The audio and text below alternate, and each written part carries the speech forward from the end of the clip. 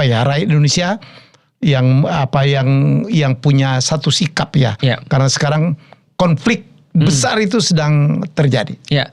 Aku pengen nyampein satu hal aja. Kita tuh bisa bingung dengan satu hal, terpesona dengan satu hal, gumun tentang satu hal, ataupun merasa stres tentang satu hal. Itu cuma satu, karena kita nggak punya pisau bedah. Pisau bedah? Kita nggak punya pisau bedah. Akal kita kurang pisau bedah. Oke. Tapi andaikan kita mempunyai pisau bedah yang lumayan banyak, kita pasti akan less stressful. Itu sama kayak ada orang disuruh bikin pintu tapi cuma dikasih palu, stres dia. Karena pisau bedahnya nggak ada, dia nggak punya pakunya, dia nggak punya tangnya, dia nggak punya gergajinya, maka dia stres. Masa dia harus gergaji dengan palu, kan nggak mungkin. Nah maka teman-teman harus tahu ada satu hal investasi yang benar-benar harus teman-teman lakukan. Coba latih logika kita lebih bagus.